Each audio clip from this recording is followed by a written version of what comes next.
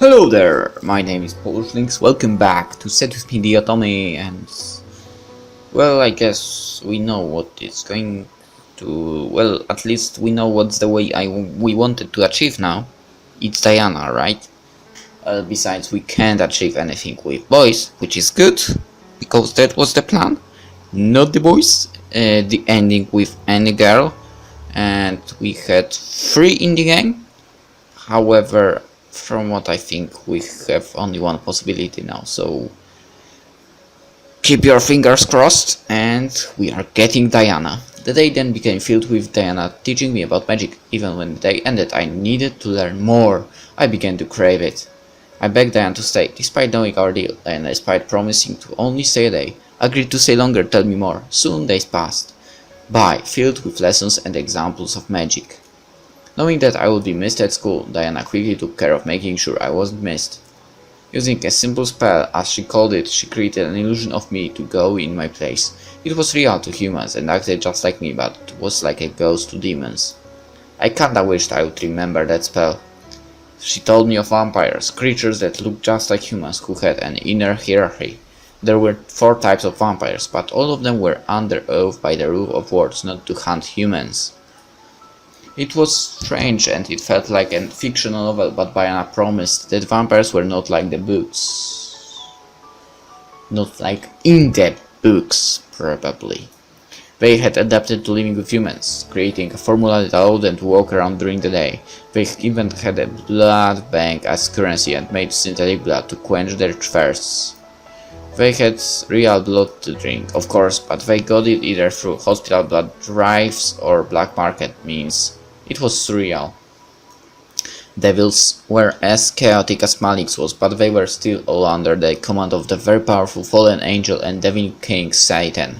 He, however, still had the heart of an angel. He was simply sitting in hell and waiting for an opening in the human world. I hoped it would never come. Angels, on the other hand, were not as I expected. When I thought of angels, I imagined beautiful human-looking creatures with wings and halos. I still wonder who spread that rumor. Diana explained that they actually looked monstrous. Each archetype of angel looked different, but Diana couldn't describe them all. The one that stood out the most to me was the Seraphim. She described it as a mysterious creature that hid behind 3 large pairs of wings. What if the Seraphim did look human? Well, anyone who has met a seraphim and tried to find out has not lived to spill the secret. I gulped. It was scary to hear that for some reason. Angels were strict and were not as forgiving as many claimed. According to Diana, they had a love-hate relationship with humans, but they didn't try to dominate us. They only became mediators for the rule of the worlds. Why not? I'd rather not get into that. Why? It's not my place to talk about heaven. Only the angels. She also mentioned their methods for memory removal. As the self-proclaimed guardians of the humans, they had the right to baptize humans who held memories of otherworldly creatures, should they find any in the human world. I think I'm getting angry. Okay. These baptisms not only erased the memories of magic, but erased their entire memory clean. Humans wouldn't remember who they were or who they knew, a blank canvas. The demons, however, unlike the others, were passive creatures that only truly cared for their own world. They had their own lands, kingdoms, and lord living there. The most powerful demon in the abyssal planes was the Demon Lord. He was the Incubi boy's father, and he was a ruthless man. He had conquered several kingdoms with a massive, indestructible army. Many demons died under his brutality, but when he did conquer, life for demons was like their human renaissance. Many feared what land he would attack next. However, to everyone's surprise, the Demon Lord had tried to be peaceful with Diana's kingdom, as she was offered as a bride to one of his sons. Huh. Now that's problematic. Why would you accept that? I had no choice. I was barely a child when the decision was made, and when I learned of it, I had accepted it. Waifu, how would you know if you would be in love with the guy you married? It didn't matter. My kingdom would be safe, and I would be able to live with knowing I was able to protect my kingdom. Eh? I stared at her as she smiled at me with sad eyes. She really didn't want to marry them. It was practically painted all over her face. Don't say anything, you shouldn't have to marry someone you don't love. Boom! Diana's face shifted to one of surprise as she looked to me. I was being honest though. She shouldn't have to marry someone to protect the kingdom. It would be safe, yeah, but you would be unhappy. Can you live with yourself knowing that? I'd rather be unhappy than see my kingdom burn to the ground. Besides, as the bride of the next demon lord, I'd have the ability to change things. I could disband his armies, bring peace to the abyssal plains. But what about love? Love? Then looked at her lap and sighed. Love can't exist for me. I'm the most powerful succubus in the demon world. Anyone who would go after me would only be entranced by my power.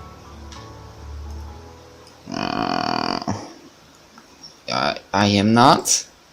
Diana chuckled, making me blush a bit. I was being honest, and here she was, laughing at my words. You're a human, dear. You can't know when I'm using my powers or not.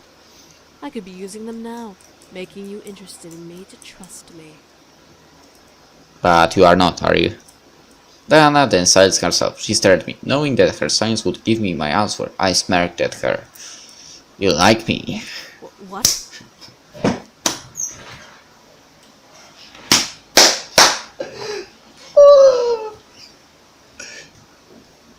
Didn't expect that at all.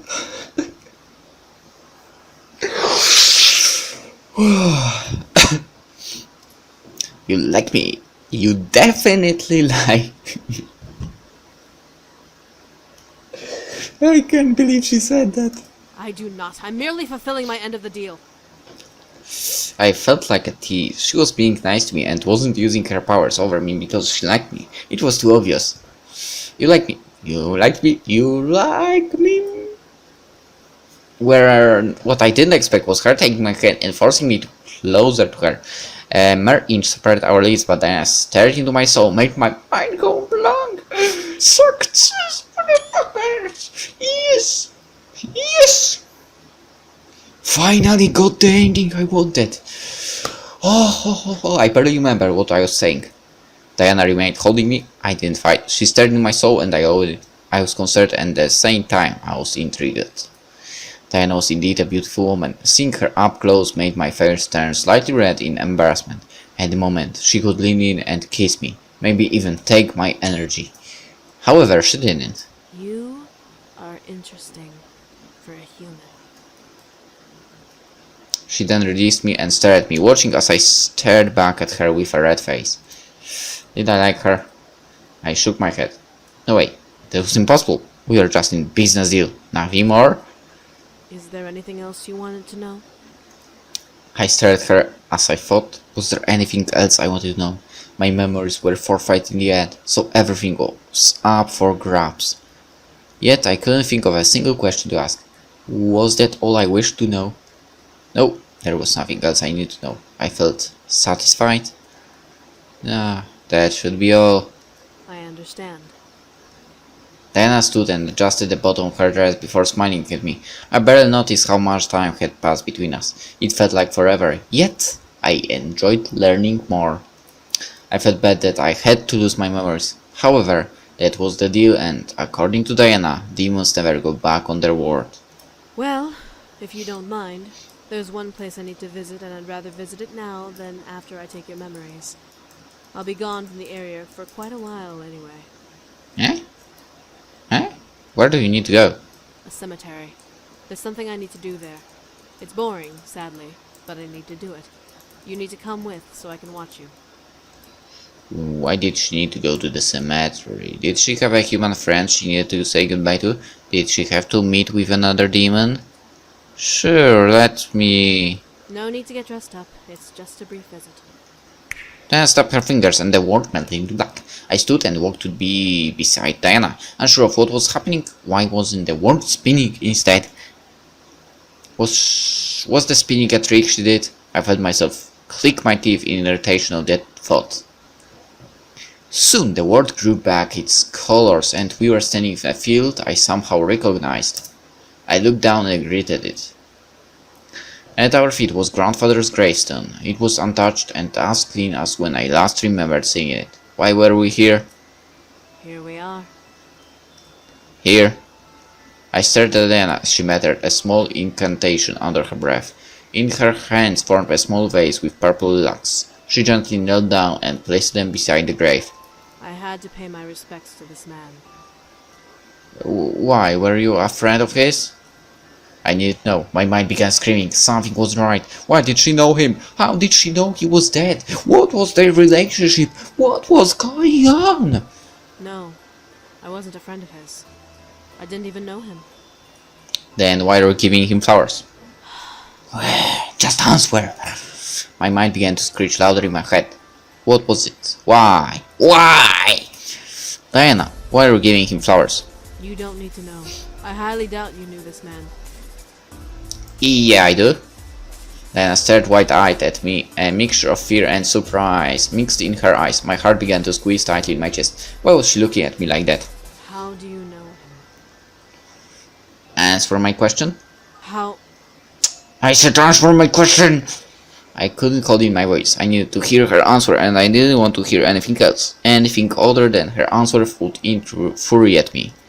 Then I looked down at the grave, letting out a small sigh. My heart tightened further. Answer me. I needed the answer. This man helped the boys come to the human world.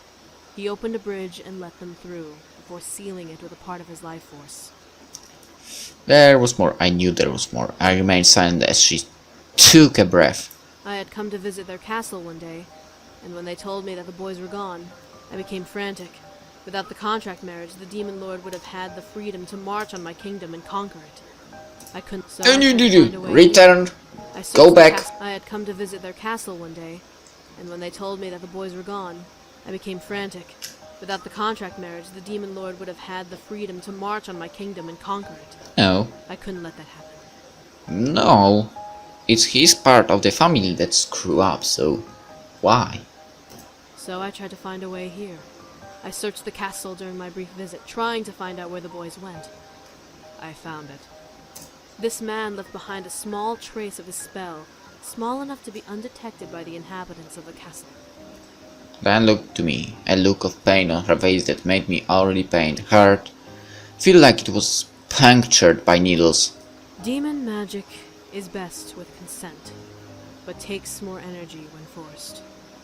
So, in a blind need, I recast the spell and used that man's life force to open the bridge once more and seal it completely when I walked through. I didn't know I was taking the rest of his life. Oh crap. And I wanted the ending with you just a second ago. By the time the bridge closed, the man had already passed. He was visiting someone in a nearby hospital, so when I left to find the boys, the staff had found him and tried to revive him. I didn't want to take his life. I thought he was a younger man. I didn't know he was as old as he was. It's my fault this man is dead. But I needed to come to the human world, and he was my only chance to get close enough to track the boys down. You. Diana tensed up and stared at me. Her face was painted with regret and sadness, something not like her usual self. You killed my grandfather. Your grandfather.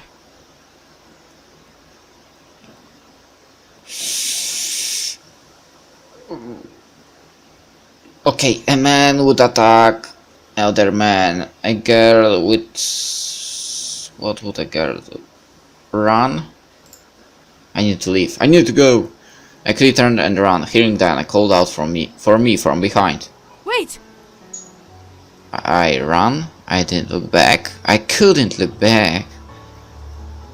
She started all of this. She was the one who turned my world upside down. She was the reason for this chaos I was in. She took my grandfather away. I ran through the gates of the cemetery and through the streets to my house. This time the world was in slow motion and I was the one going in fast forward. I didn't care what was going on around me, I just needed to run. My heart began to freeze in my chest, pained by the feeling of needles and knives piercing through it. Tears were running down my face, but I knew where I was running. I ran through the front gates of my house and sprinted inside. I zipped up the stairs and ran into my room. As I slammed the door behind me, I began to weep violently. I leaned against the door and slid to the ground crying. My world was crumbling and I didn't like it. My world was broken apart and I didn't want it. All I could do was cry. My heart denied me from thinking about anything else. I cried. I continued to cry. I let my heart empty of its pain with each tear that ran down my cheeks.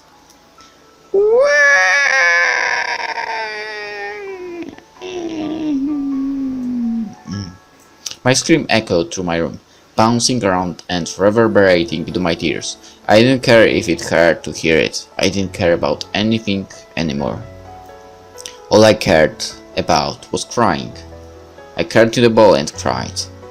I didn't even know when I passed out. I didn't remember closing my eyes and letting darkness take me. The darkness was comforting. I felt my sadness numb within. Within it, there was no reality in the darkness to haunt me or hurt me. I wanted to stay within it forever. And that's where we end the episode. See you in the next one. Bye.